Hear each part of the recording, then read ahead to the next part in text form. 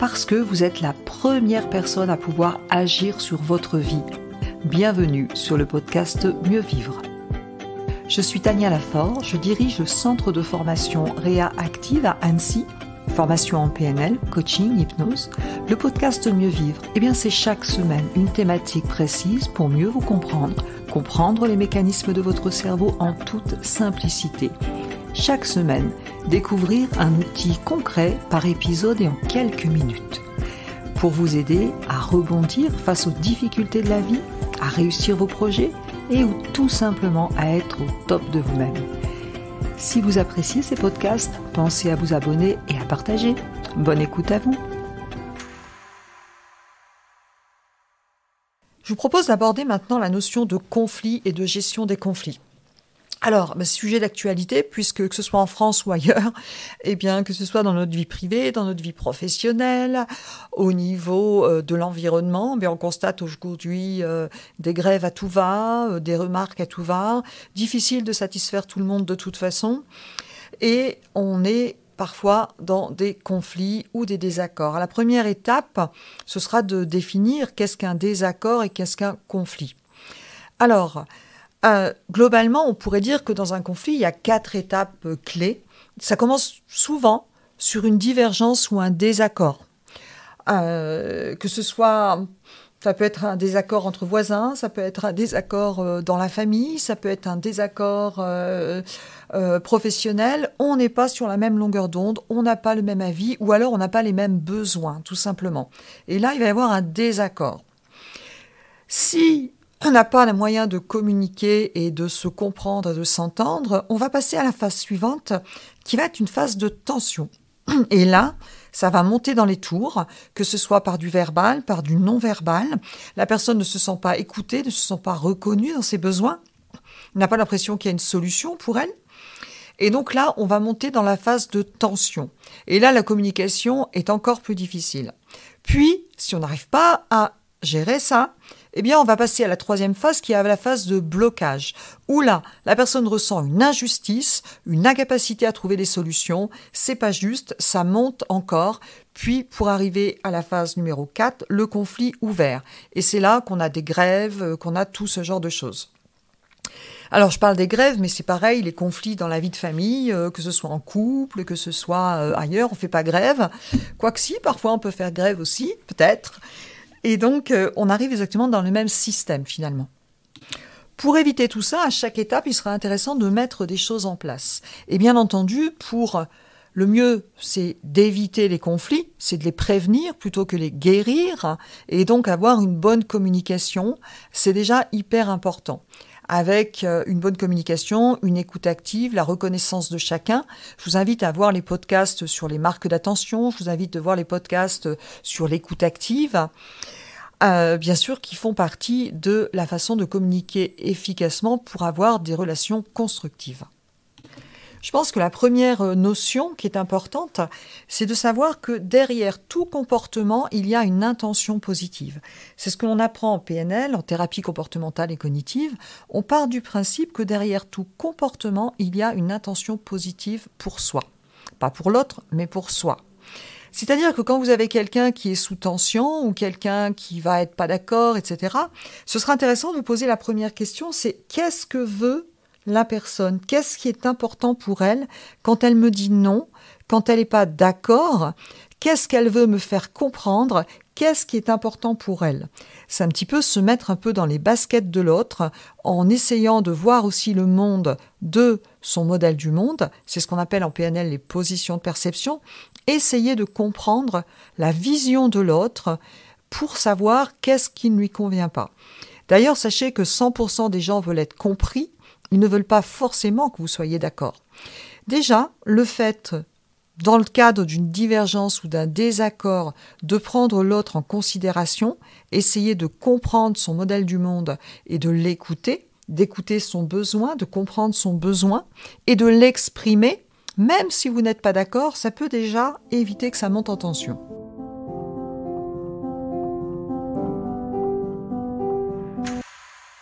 Pour ce, vous allez devoir questionner, reformuler, Tout ce qu'on voit dans l'écoute active. Qu'est-ce qui se passe pour toi ? Qu'est-ce qui est important pour toi ? Quand tu me dis ça, qu'est-ce que tu veux me dire ? Essayez de comprendre l'intention positive derrière.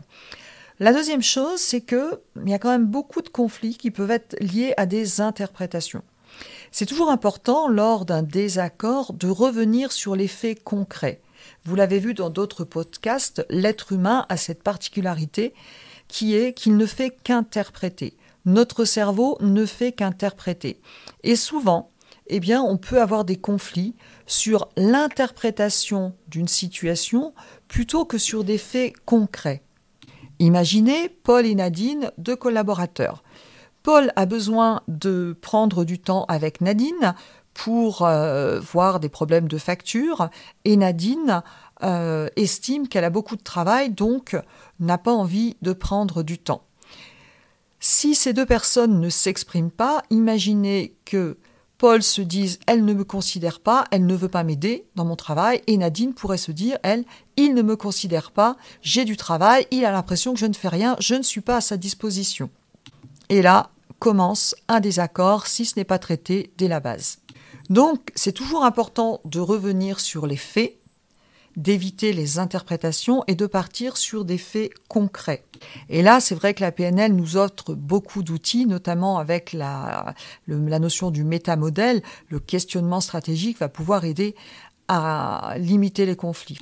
Donc, questionner, reformuler, essayer de comprendre le modèle du monde de l'autre. Essayez de comprendre le besoin qu'il y a derrière et reconnaître le besoin. Vous pouvez tout à fait reconnaître le besoin de l'autre sans forcément être d'accord. Et en général, quand il y a des tensions, l'étape d'après, comme je vous le disais, c'est toujours la faute de l'autre. Posez-vous la question, en quoi c'est la faute de l'autre ? En quoi, qu'est-ce que je peux faire pour désamorcer ce conflit ?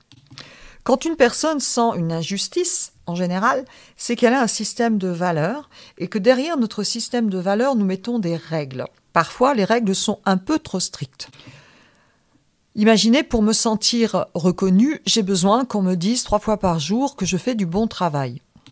Dans ce cadre-là, les règles vont être un peu trop strictes. Je vous invite à essayer de comprendre quelles sont les valeurs chez vous qui, dans votre état d'esprit, de votre vision du monde, ne sont pas respectées, et quelles sont les valeurs chez l'autre qui, dans son état d'esprit et dans son modèle du monde, ne sont pas respectées. Si je ne me sens pas reconnue dans mes valeurs, l'étape d'après, ça va être un conflit ouvert, avec les grèves, etc. Les conflits, qu'est-ce qui génère les conflits ? Les conflits, c'est un peu une étincelle qu'on n'a pas su arrêter et qui va monter. Il y a eu un manque de communication, il y a eu un manque de recherche de solutions, et ça va monter en épingle jusqu'à l'explosion. Et on peut transformer cette étincelle en conflit ou pas. Il y a plein de choses qui peuvent générer les conflits. La compétition entre l'un et l'autre, les règles trop strictes, comme on l'a dit, le manque de communication, le manque de confiance en soi. Souvent, les gens qui sont très agressifs manquent de confiance en eux. Le manque de formation en communication, par exemple. Les injustices dans une société. Effectivement, les choses pas justes, les règles pas justes vont favoriser les conflits. Et souvent, quand je vais au conflit, il peut y avoir aussi une accumulation de choses, des points, comme on dit en analyse transactionnelle, que l'on a cumulés. Parce qu'un désaccord qui a été refoulé, un conflit ancien qui n'a pas été réglé, qui n'a pas été accepté, va faire qu'il y a une tension latente et qu'un jour, pour le moindre truc, ça va exploser. La communication, la recherche de solutions, à mon sens, est quelque chose d'hyper important auquel on doit être vigilant. Bien sûr, en fonction des personnalités, on va avoir des gens qui sont plus ou moins dans le conflit, il y a des gens qui vont fuir le conflit aussi, ou qui vont fuir simplement la communication ou l'explication des choses. C'est pas forcément aidant puisque ça peut nous sauter à la figure à un autre moment. Donc vraiment, la règle pour moi, c'est déjà d'apprendre à communiquer et aussi d'avoir des outils de résolution de problèmes. Je vous proposerai dans un autre podcast des outils de résolution de problèmes.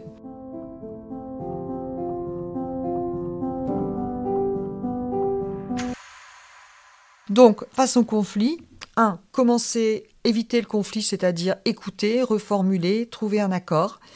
comprendre le besoin qu'il y a derrière la personne en conflit, essayer de trouver une solution, utiliser la méthode DESC. Alors en communication, on peut utiliser la méthode DESC ou la CNV, la communication non violente.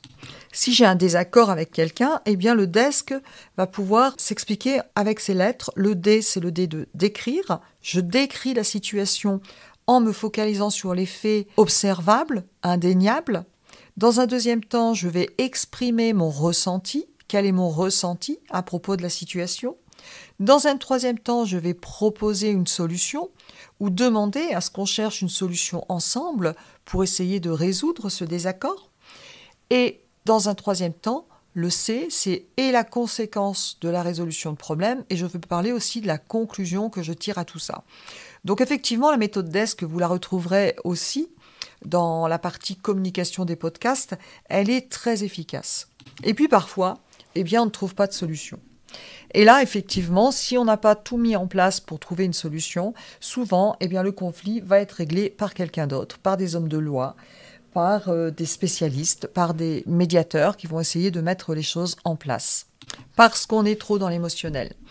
Il va être intéressant à apprendre aussi à gérer ses émotions, à apprendre à prendre du recul et aussi à savoir s'affirmer pour ne pas non plus se laisser trop manipuler ou ne pas obtenir ce qu'on veut parce qu'on veut éviter les conflits. C'est pas bon non plus, puisqu'à un moment, ça va encore nous sauter au visage. Le mieux étant encore de prévenir le conflit. Donc, ce que je vous recommande, c'est d'écouter, de reformuler, d'essayer de comprendre l'intention de l'autre, de quoi l'autre personne a besoin, de quoi vous avez besoin. Apprenez à vous exprimer, apprenez à reconnaître et mettez en place des outils de recherche de solutions. Merci d'avoir écouté cet épisode. Vous retrouverez tous les liens dans le descriptif du podcast. Vous pouvez nous retrouver sur notre chaîne YouTube. Vous pouvez télécharger des ressources gratuites, e-books. Vous pouvez aller sur notre site internet. Et avant de partir, surtout, abonnez-vous au podcast si vous voulez recevoir les prochains épisodes et laissez des petites étoiles pour que ces astuces puissent servir à d'autres personnes. Je vous remercie et je vous dis à très vite.